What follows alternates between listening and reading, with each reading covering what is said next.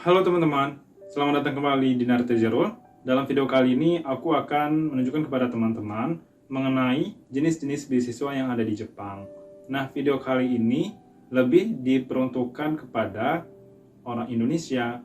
Namun, apabila teman-teman berasal dari luar Indonesia, maka teman-teman bisa menyesuaikan dengan jenis beasiswa yang aku sebutkan nantinya, yang berlaku untuk negara teman-teman lainnya. Kemudian, jenis-jenis beasiswa ini mencakup keseluruhan pendidikan yang ada di Jepang, termasuk sarjana, research student, master, kemudian doktor. Oleh karena itu, selamat menyaksikan.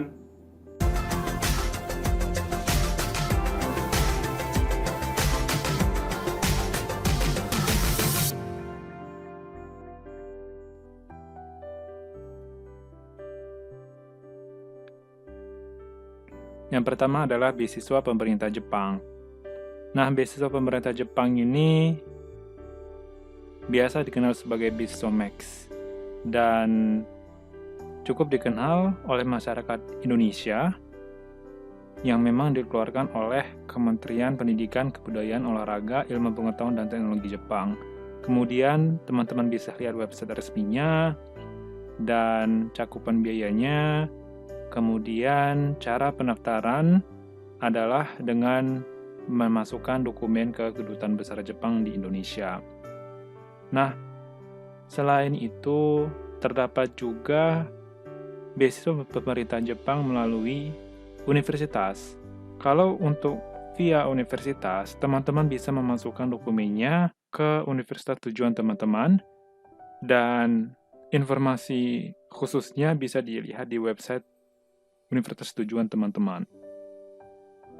Kemudian jenis beasiswanya bisa dilihat di bagian kolom ini. Namun tentunya sudah terdapat video penjelasan mengenai beasiswa Max di video yang pernah aku buat sebelumnya. Jadi teman-teman bisa saksikan di video tersebut. Kemudian terdapat beasiswa JSPS. JSPS ini adalah pendekan dari Japan Society for the Promotion of Science, tentunya untuk memajukan ilmu pengetahuan yang ada di Jepang. Berikut adalah cakupan biayanya, website resminya, kemudian cara pendaftarannya. Jenjang pendidikannya adalah untuk S3. Kemudian terdapat beasiswa pemerintah Indonesia. Nah, beasiswa pemerintah Indonesia ini salah satunya adalah BPI LPDP. Website resminya ini, cakupan biayanya ini, kemudian cara pendaftarannya ini. Kemudian yang berikut ini adalah jenis beasiswanya.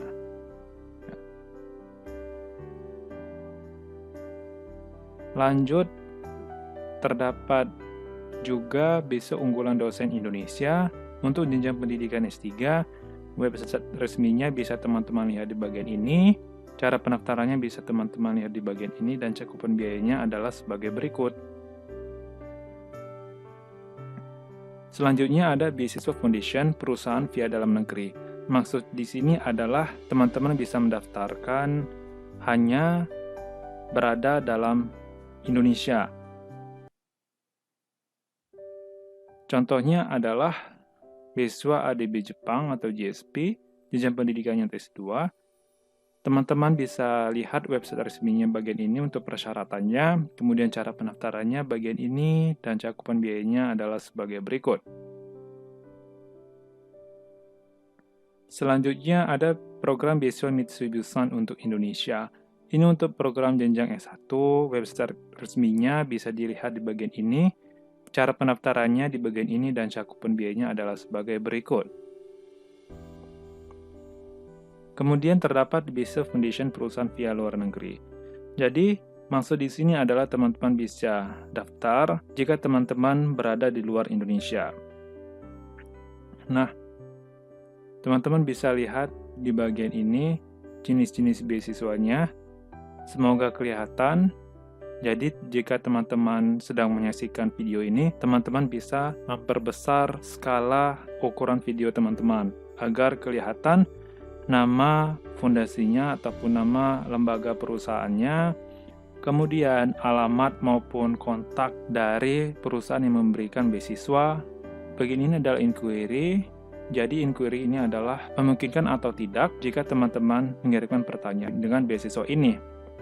Kemudian ada pendaftaran, pendaftaran S ini via sekolah dan F via fondasi. Jadi kalau yang berkaitan dengan S ini berarti ini hanya bisa didaftarkan melalui kampus, yang F ini hanya bisa didaftarkan melalui perusahaan. Dan M ini berarti adalah untuk program master, D untuk program doktor, U untuk program sarjana. Kemudian, di bagian ini ada juga selain itu, lengkapnya di bagian paling atas mengenai jenjang pendidikannya. Kemudian, age limit ini adalah batasan usia untuk mendaftar. Jika batasan usianya adalah di bawah 35, namun teman-teman saat ini berumur 36, maka tentunya teman-teman tidak memiliki kualifikasi untuk mendaftar di beasiswa tersebut. Kemudian, negara tujuan penerima beasiswa. Contohnya, di bagian ini adalah Cina. Maka, jika teman-teman berasal dari Indonesia, teman-teman tidak bisa mendaftar di beasiswa ini.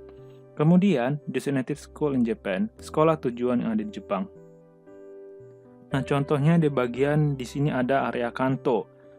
Tentunya, jika teman-teman berada di dalam daerah Kansai, teman-teman tidak akan bisa melamar di beasiswa ini.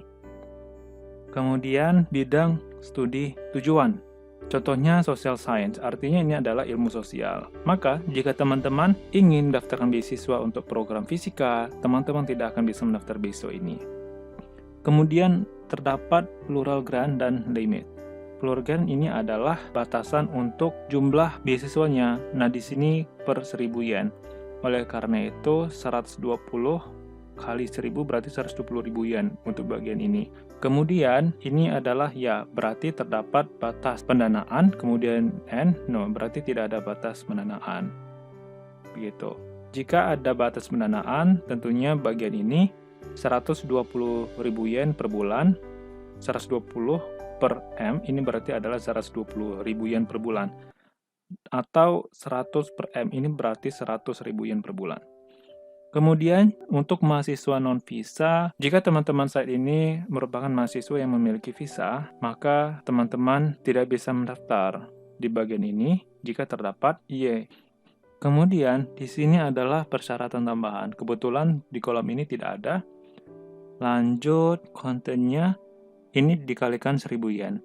120 per M berarti adalah 120.000 yen per bulan.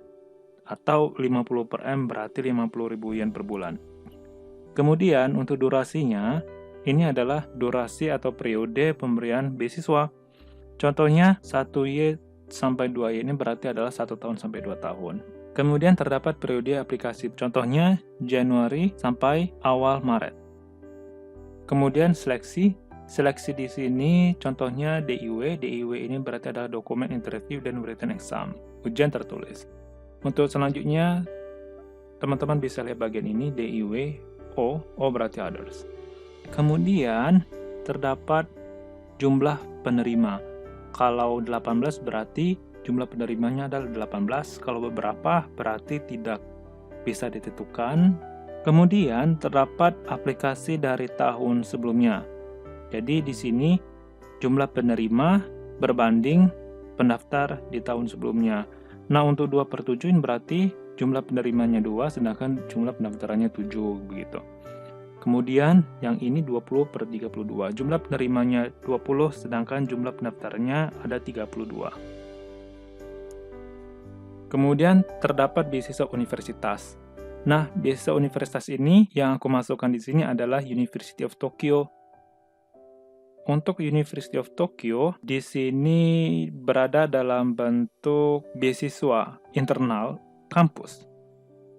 Dan ini adalah contoh yang ada di Graduate School of Science untuk mahasiswa yang masuk di bulan Oktober dalam pendidikan PhD atau untuk melanjutkan pendidikan PhD. Kemudian pendanaan job based on campus. Nah, di sini yang aku masukkan contohnya adalah Kyoto University. Jadi, pendanaan job based on campus, teman-teman diberikan pekerjaan akademik. Kemudian dari pekerjaan akademik tersebut, teman-teman bisa diberikan gaji. Contoh pekerjaan akademik adalah teaching assistant atau research assistant. Nah, contoh di sini adalah CICASP yang merupakan salah satu program pendidikan yang disediakan oleh Kyoto University. Jadi, itulah jenis-jenis beasiswa yang tersedia di Jepang. Oleh karena itu, bagi teman-teman yang ingin ataupun berencana melanjutkan pendidikan teman-teman di Jepang, maka seperti yang teman-teman barusan lihat, terdapat banyak kesempatan yang tersedia jika memang teman-teman ingin mengejarnya. Semoga video ini bermanfaat, dan sampai jumpa di videoku berikutnya.